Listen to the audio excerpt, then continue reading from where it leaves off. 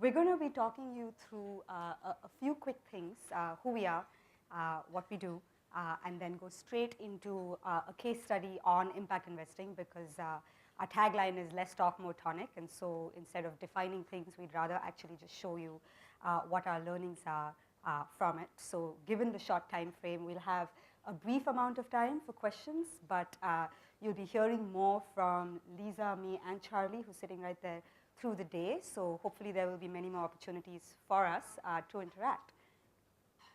Before I start, I wanted to have a quick show of hands about who's in the room, just so we know who we're speaking to. How many foundations here? Just a show of hands, please. Okay. Impact investors, ecosystem builders, service providers. Anybody else that I missed out? Thank you. And how many of the people in the room are excited about the idea of impact investing, but not 100% sure about exactly what it is? Great, that's helpful. So just to locate where we stand on the spectrum, this is a slide that talks about financial return and sort of little financial return to fully and exclusively financial return. And Tonic, as you can see, the Tonic network sits somewhere between it. So the Tonic network is a group of investors across countries and across sectors who come together to invest in high impact, high growth social enterprises. And we fit in that range where some of us look at social impact first, some of us look at financial impact first, a lot of us look at blended returns, just to add to the confusion around the jargon in this.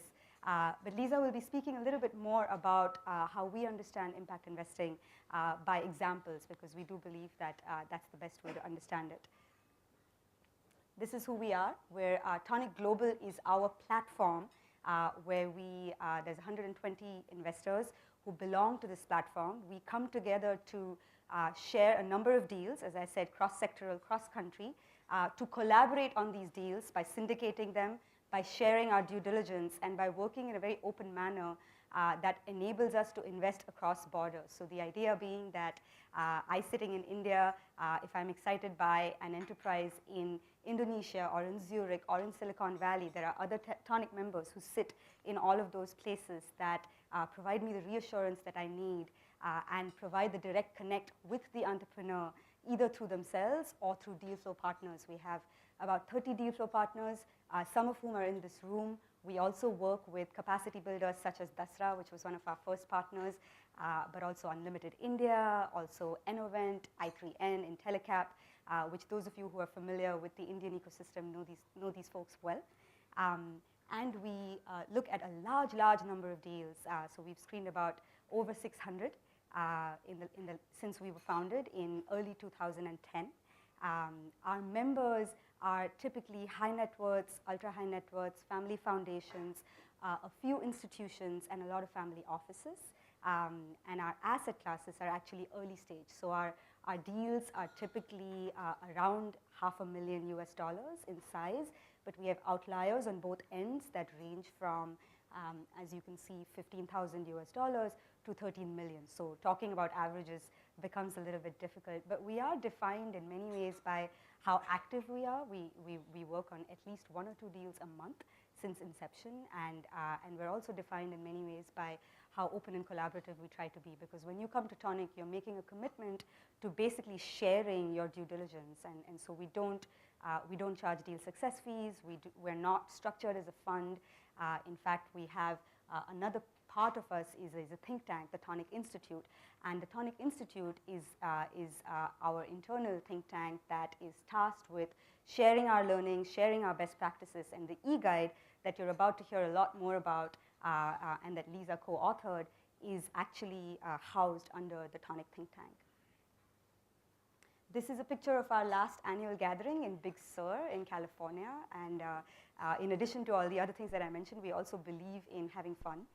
And so we get together many times a year in person, but we also get together virtually very often. So we have calls every other week that talk about deals that come in from various countries. So We had a call that showcased entrepreneurs from Israel and the Palestine-speaking world. A month ago, we had another one that was Africa-focused a couple of weeks ago. We have one coming up very soon that's Southeast Asia-focused. And then we also have sectoral calls. So it's sliced through education or through healthcare or through supply chains or through agriculture.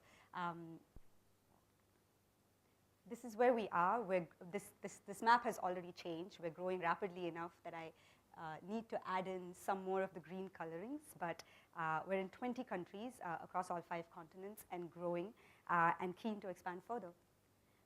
With that, I'm going to hand over to the meat of this discussion to Lisa Kleisner, who's one of our co-founders, and there's more on her bio in the lovely deck that Dasras put together, but she's going to tell you a little bit more about the e-guide. Thank you. Thank you. Since I'm taller than Shal, I'm going to stand down here.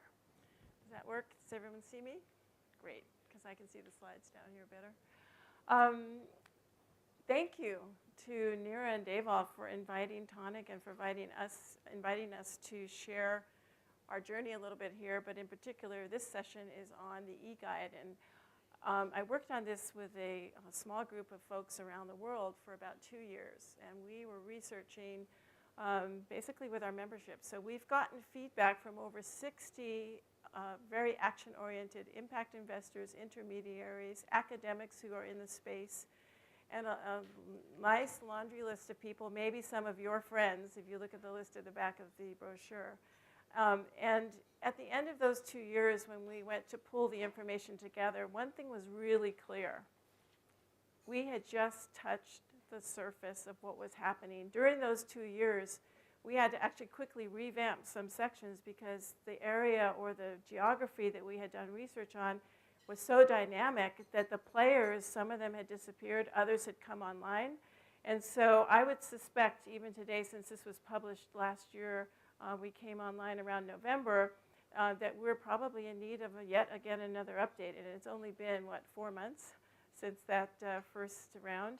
And in fact, what has happened is we're getting a number of folks internationally who've looked at the guide and said, you don't have a section on Brazil. May I write that section?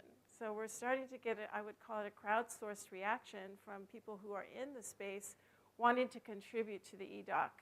And so what I'm going to show you today is based on, I would call it the first version. But I suspect if you're interested in it, you like what you see, I would check back in 6 months because probably we're going to have a few more regional guides plugged in there from people who are working on it right now. Also, we have a huge interest in having the document translated. So we have a Spanish version online now, and we have a Portuguese version that's going to come online next week, actually. So what you see up here is on the left would be the Tonic eGuide front sheet. The one in the middle is also an interesting guide if you're interested in crowdfunding. And if you're not interested in crowdfunding, you should be. If you look at the stats on impact investing and the amount of capital that has moved into impact investing space, and then you look at the number of dollars that have moved into crowdfunding just in the last year, it's sort of like this. This is impact investing, this is crowdfunding globally. And so we think, Tonic thinks that crowdfunding really is going to be a tremendous engine for good, and it's going to move beyond the grant-based use, and it's going to move into the investing world, which it already is there in part. But we also see it as a way to democratize access to impact investing, which frankly, there's a pent-up energy from, I would call it the new millennials who want access to that market but don't have the full amount of capital but are willing to push smaller amounts of capital into the space. And the one on the far left is actually, should be of interest to Mark Epstein. That is our take on the impact measurement world for early stage. And that document was done a couple years ago. And it basically shows 3 different ways to do it. And I'll talk a little bit about that within the eGuide itself. So what is the opportunity that this eGuide is addressing?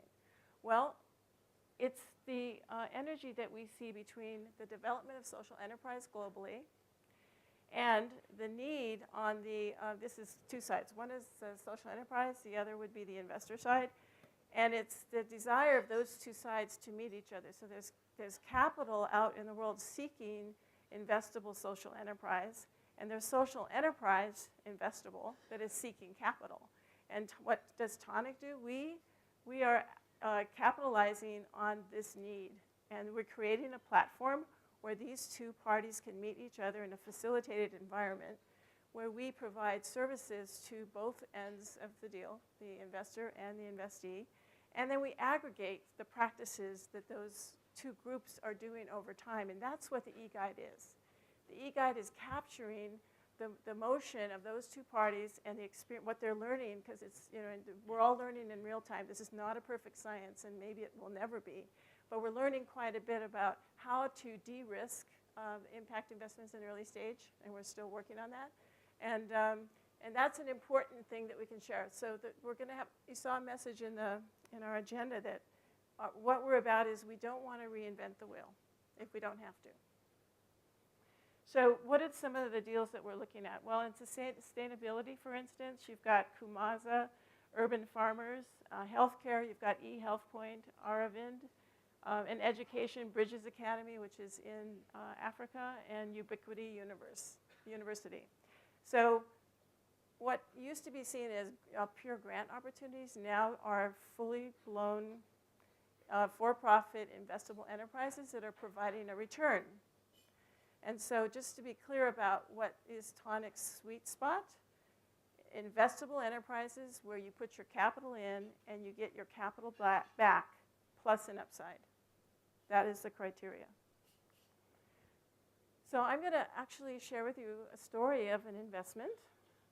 This investment, my husband and I met the entrepreneur at DASWA Social Impact a number of years ago, in fact 4. And Neera asked us if we would coach folks in the cohort, so we said yes, and I had the opportunity to sit with this young man. And I was so blown away with what he had in mind that, long story short, we invited him to talk to our foundation, and we ended up investing in him. So let me tell you what his focus was. So he's not from India. He's actually from the States. But he developed a technology that has an application in India as well as in Africa. But it also has an application in the developed world, in the outdoor camping market. And he was going to see if he could, with this single technology, serve both markets. So what's the market? Well, the problem that he was trying to address is that globally, 2 million, mostly women and children, are dying from indoor smoke. And I think that many of you are, probably some of you are addressing this issue right here in India. It's a global problem. 1.3 billion lack access to electricity. Another common problem here in India. It's not just lack, but it's even the quality of the electricity. It's intermittent. And then the other thing that is clear is that the bottom of the pyramid is paying a premium for their fuel costs. Very different than anyone further up the scale. So these are 3 very significant global issues that he wanted to tackle with his technology. So I'm going to introduce you to the team.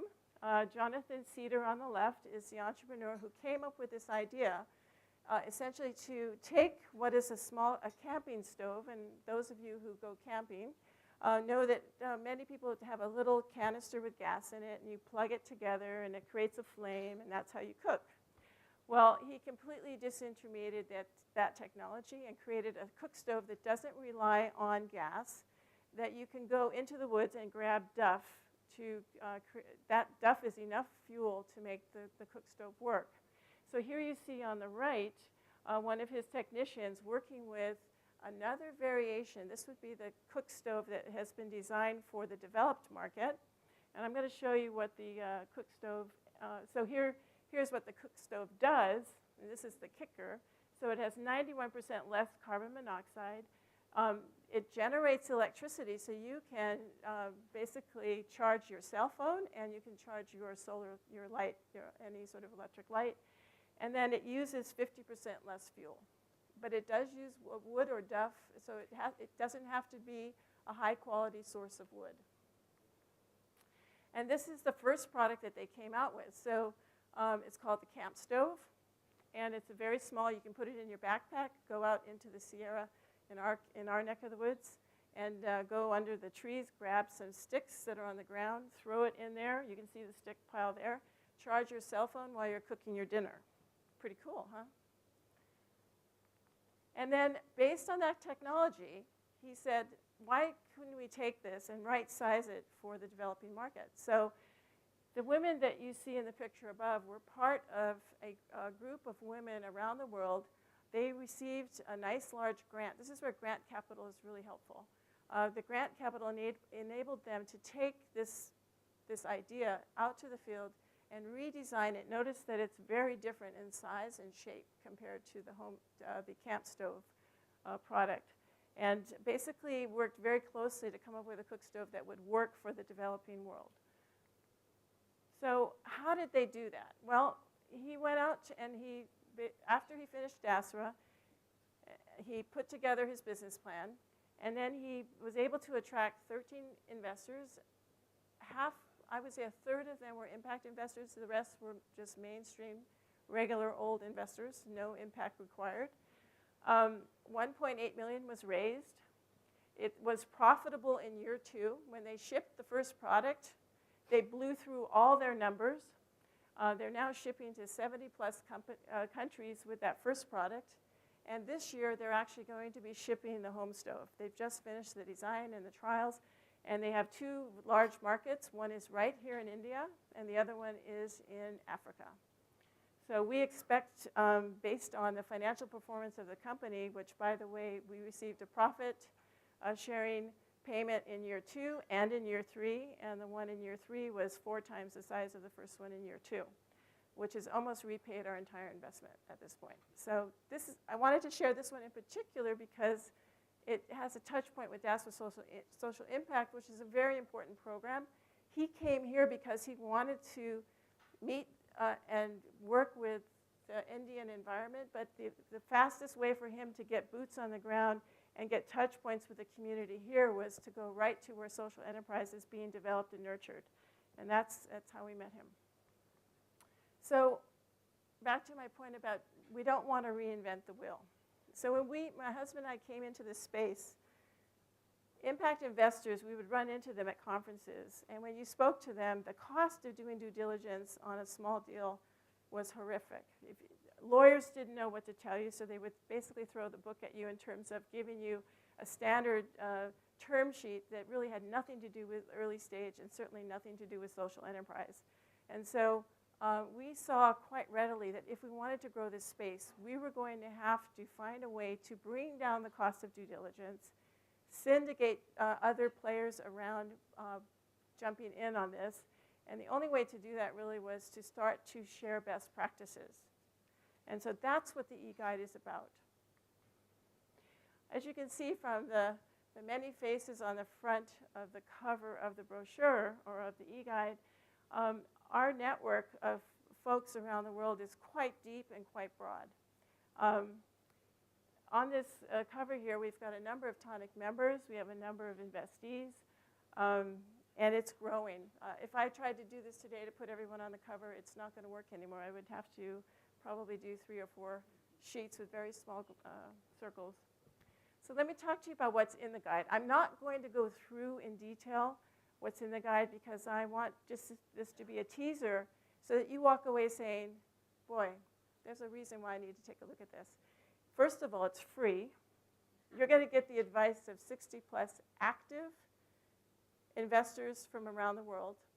And believe me, it's fun. It's a fun read because no 2 investors think alike.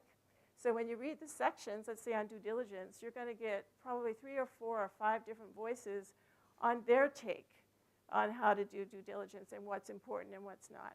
And I think that the result of it is that what we see in the sector is, yes, there are trends across the spectrum of how people get into and do their impact investing, but at the end of the day, it's very individual too. And that's important because impact is very individual to each of you in this room. If I was to ask you, sir, what you felt, what you were passionate about and what you wanted to be impactful about, I would imagine that Pamela here would actually have a different answer for what's important to her. And unlike on the financial side, if I ask you the question on what do you expect to be your return on an investment, in a certain asset class, you might agree on that. But when it comes to impact, actually there's a huge spectrum. So it's very tough to find commonality. And so with that being the challenge, you see that expressed in the way that people approach investing. So the steps that we have covered in this guide are with examples, by the way, in each one of the sections. We have, first and foremost, developing your strategy. It's very important. Is that 5 minutes to the absolute end? Okay. Maybe we should do Q&A. So let me not go through the steps, and I'll just say, go take a look at the guide. And I think my email address is in there, so if you have any questions, or if you'd like to write a detailed guide for Bihar or some region in India and include it in the guide, I'm all ears. We also have a regional section. That's the one I just referred to. The regional section is really interesting. And this is, so for India specifically, we show you all the different resource players that are in the space, and we provide you links to their websites. And this is the first time that anyone has connected the dots of all the global players. So just looking through the 6 regional guides is really interesting to begin to see that there's a lot of activity going on globally. So we just came from Singapore, and we had a great time meeting with impact investors in Singapore. And while we were in the hub, the impact hub there, I wandered into a back room, and there sitting on the floor was this really cool sign that says, "Enough talk, just do." And that's my parting message to you is, at the end of the day, our motto is less talk, more tonic. And I think generally speaking in the space of impact and having a global impact, I'm standing in a room of people who, enough talk and just do, all of you are doers. So we invite you to come along with us and be action-oriented impact investors as well. This afternoon, we're going to have a tea here at between 4 and 5, I think. 5 and 6, and we invite you to come and join us for the tea. Thank you. And we're going to do Q&A now. Yeah. Okay, come. Thank you. I think we may have time for maybe 1 or 2 questions.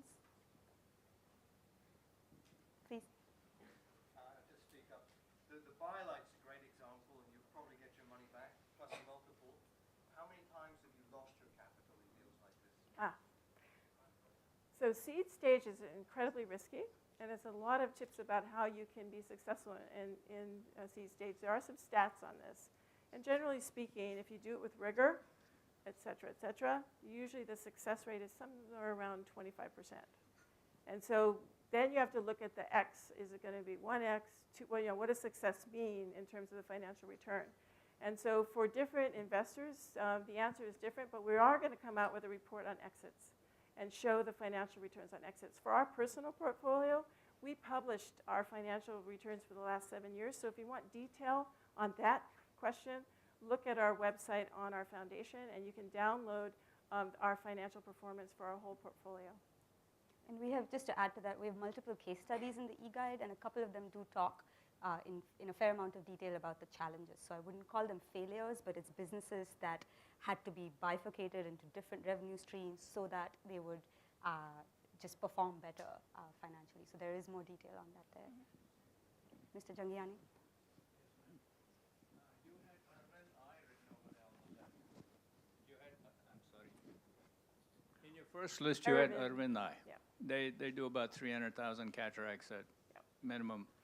What possibly could you do for them? They can go to Wall Street, raise all the money they can. That's not a tonic. Sorry, that's not tonic. That was talking about the space impact in general, but not a tonic opportunity. So we were showing examples across the sectors, and those investment types were just plugged in by one of our members in Europe. So you had SME Wheels there also. That is also, that's a tonic that investment, is tonic. yeah.